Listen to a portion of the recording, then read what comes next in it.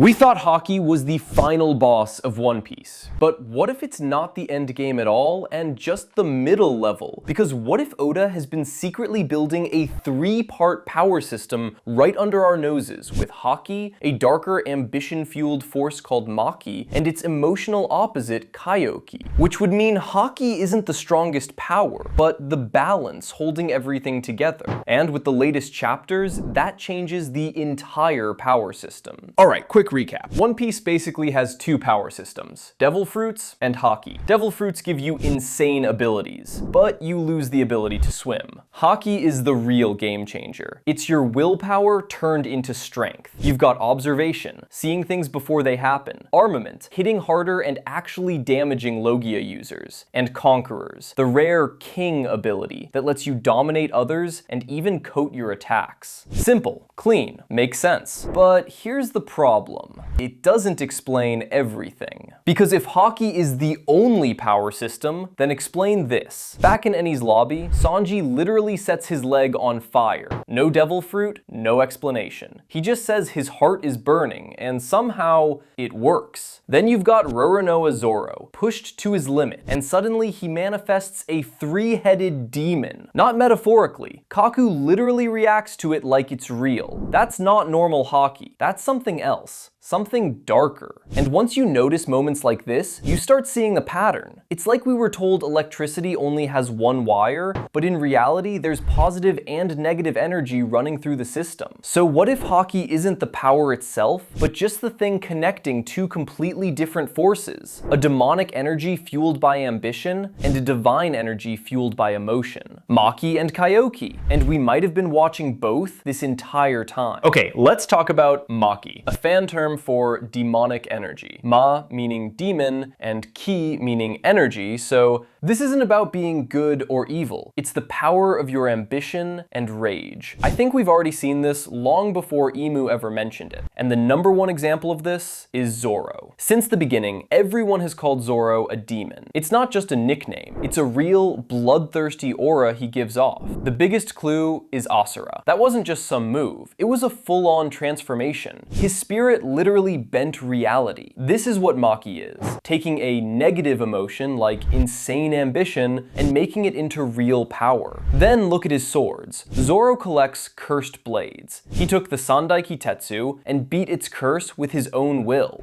He wasn't just using a sword, he was controlling its dark energy. This all leads to Wano and his sword, Enma. Enma is a demonic furnace. Enma isn't just a normal blade. It doesn't just take a bit of Haki. It pulls out way more than it should, and most people would get drained instantly. But what if that's not the full story? What if Enma isn't just pulling Haki, but something deeper? Something like raw ambition, that drive to overpower everything in your way. And Zoro, who has been on a demonic path his whole life, had been saving up that exact fuel. He was the perfect person for it. When he finally controls it, what does he call himself? King of Hell. That's not just some cool nickname, it's a fact. He conquered a demonic blade and took the title. The green, fire-like aura he gets looks nothing like normal Haki. It looks like hellfire. And so I think this is Zoro using Maki. And who is at the very top of this power? Imu. In the latest chapters, Imu shows this strange, omen-like power. And what if that isn't Haki or a devil fruit ability, but Maki? A power built on pure domination and control. And that's what Maki already means. Demonic energy. Almost like a devil ruling the world. So you have Zoro, a warrior on the demon path, and Imu at the very top. This is the dark side of our trinity. But you can't have one side without the other. If Maki is a dark power fueled by ambition, then there has to be an opposite. We're calling this Kyokei, or life energy. It's power you use for someone else. And nobody is a better example of this than Blackleg Sanji. Sanji's entire purpose is fighting to protect people. He always says his power comes from love, and we all just laugh it off. But what if he's being completely literal? Look at his power-ups. Diable Jambe, his fire leg. His reason? Burning passion. Then in Wano, his Vinsmoke science finally activates. He gets an exoskeleton, insane healing, and he's super durable. The official story is science. But what activated the science? Think of it like this. His Vinsmoke body is the crazy hardware, but his emotions, friends, his Kyokei, are the special software that makes it run. His brothers are robots with no feeling. They have the hardware, but no operating system. Sanji, the failure, kept his emotions. What if his compassion is the key that unlocks all his power? His humanity is his superpower. In Egghead, Sanji blocks a laser from Kizaru, who jokes they need to add love to physics. Sanji's reply? Love burns brighter than light. What if he's serious? His body is tough, but the Kyokei is what lets him do impossible things. Vegapunk even said Kuma's love-based powers are beyond science. This divine energy might also be what the voice of all things is. It's not about fighting, but about empathy. This could be the ultimate Kyokei ability. Finally, think about Odin's two swords. Enma, the king of hell, a Maki sword. His other sword was Ame no Habakiri, the heavenly serpent slayer. Heaven and hell. Odin used both. Sanji is on the path of Kyokei, the complete opposite of Zoro's ambition. They are the two opposing wings of the Pirate King. But what keeps them together? So we have the demonic side and the divine side. What is Haki? Haki is the circle that holds them both. It's the balance. Think of it this way. Maki, the power of ambition, is one crazy engine. Kyokei, the power of protection, is another crazy engine. On their own, they could rip everything apart.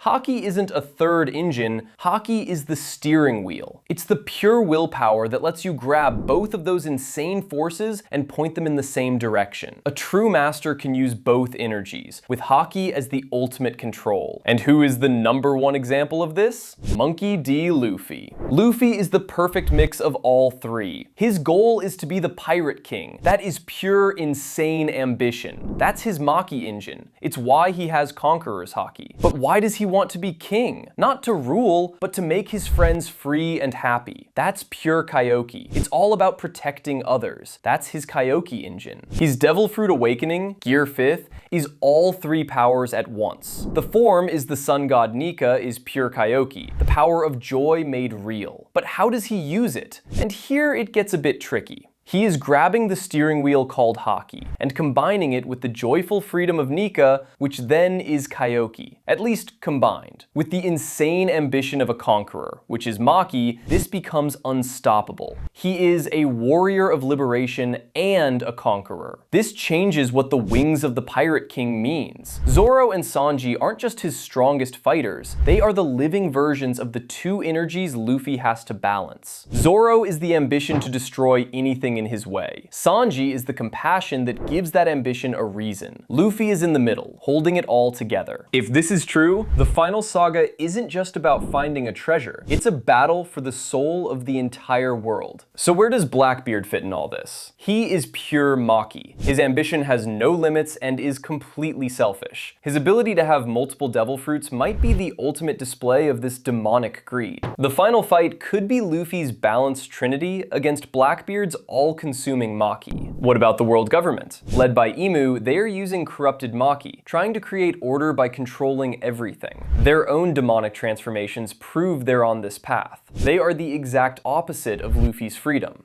And then there's Shanks. He's a master of pure Haki. No devil fruit, no obvious special powers. Is he proof that just willpower is enough? Or is his balance between Maki and Kyokei so perfect that we can't even see it? This theory even changes the One Piece itself. Maybe it isn't just treasure. Maybe it's a machine that amplifies one of these energies. The original Joy Boy and the Ancient Kingdom might have been a society built on Kyokei, joy and freedom. Emu could have used the power of Maki to destroy them and start an 800-year reign of terror. Luffy's real destiny, then, is to bring that lost balance back to the world. In the end, this is all just a massive theory. It's us connecting a bunch of dots, but it's a theory that feels right. It makes the characters and the story so much deeper, turning the power system from a simple ranking into a crazy philosophical battle. One Piece has always been about more than just fighting. It's about dreams, freedom, and the power of will. This hidden trinity gets to the core of that idea, showing that real strength comes from balancing our inner demons, our best selves, and the insane will will to choose your own destiny. But that's just what we think. What do you think? If this is real,